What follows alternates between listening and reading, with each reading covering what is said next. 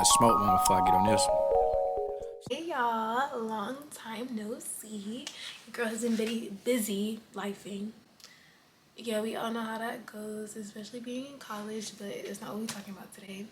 So today I wanted to talk to y'all about my journey of birth control, which I already have a video on, but like this is just a different aspect of the journey. And I feel like I've been avoiding making a video because I'm just like, I don't have all the answers, and I want to come to the camera with answers. I want to come with tips, tricks, a plan, you know, the whole visual map, and I don't have it because I'm literally in the middle of trying to figure it out. And God spoke to me. He was just like, girl, you do not have to have it figured out.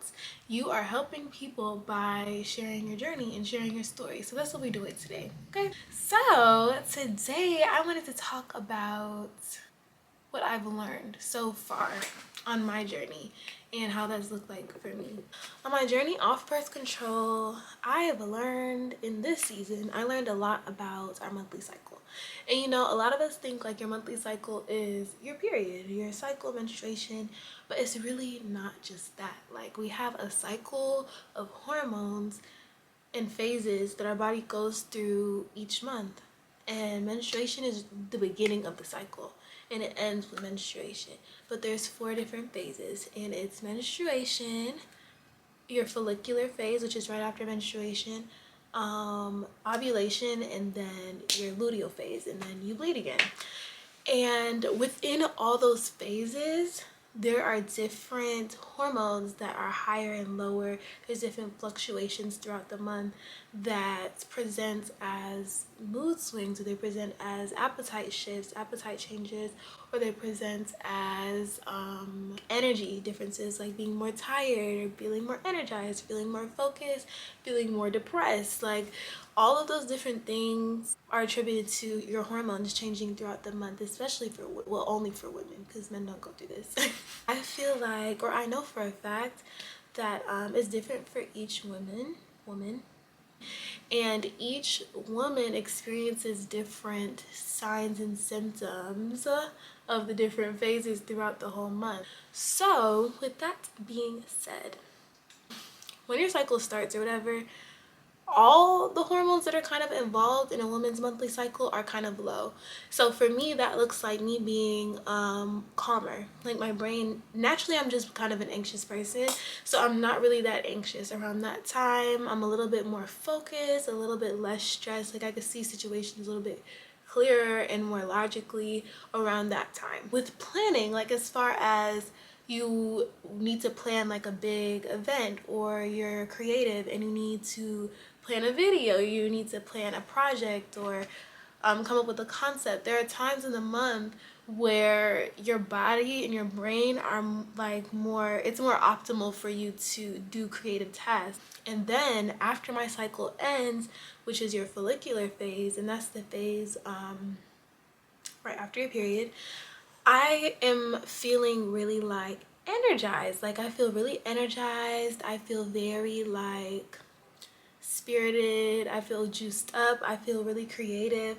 Like I feel like I get a lot of great ideas around that time. I'm more motivated to like eat better, eat cleaner, like get in my routines. Like as far as getting things done, very task driven, I am around that time.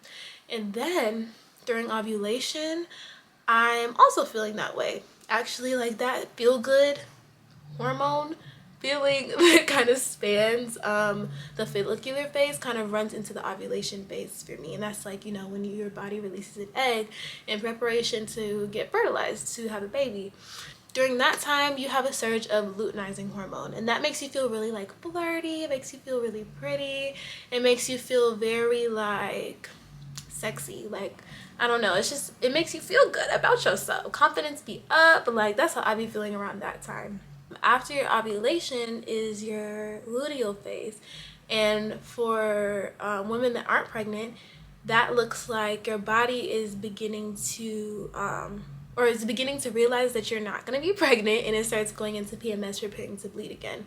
So around the luteal phase, for most women, that's the roughest week and 1.5 to 2 weeks of our cycles. So for me, I be real tired. I be real tired. I'm really sluggish. I be getting kind of like depressive episodes. I be feeling really overwhelmed, really stressed. My anxiety be up on 10,000. Like, it's ridiculous. It's really bad. But I know now that, like, okay, this is how my body works.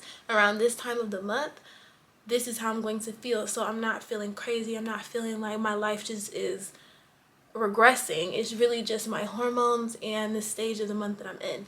So I feel like me having an understanding of my monthly cycle and how that influences my appetites, my moods, my feelings, my motivation, my productivity, it allows me to give myself more grace. It allows me to treat my body with more care and with more intentionality. And I feel like every woman deserves this knowledge. Like, it is valuable knowledge. It is so valuable because it could just help you to treat yourself with more grace, which is what a lot of us need. I feel like us women, we, especially in this generation, we are very like go-getters. Like, we need to do this, we need to do that, we need to do this, we need to do that. I'm trying to get here, I'm trying to get here. And our bodies literally don't allow us to do that 25/8. Like, it's just, it is possible, but there are going to be times in the month where you feel drained, where you feel tired, and it's because our bodies are calling us to rest and prepare, whether that be for, or prepare to bleed. Really is what it's all preparing us to do. Is either to have a baby or to bleed. And yeah, and that takes you nourishing your body. And with all that being said, there are things that you can do to keep yourself in flow, like to make those phases go smoother. And the times where you're feeling depressed, down, like for a lot of women it's premenstrual, take certain vitamins. You can eat whole foods, drink water, get lots of rest, meditate, do yoga, just things that are going to be relaxing for your body, mind, and wow, body, mind, come on girl, body, mind, and spirit. You could do those things in order to ensure that you're giving your body all it needs during that time to function as well as it could possibly function.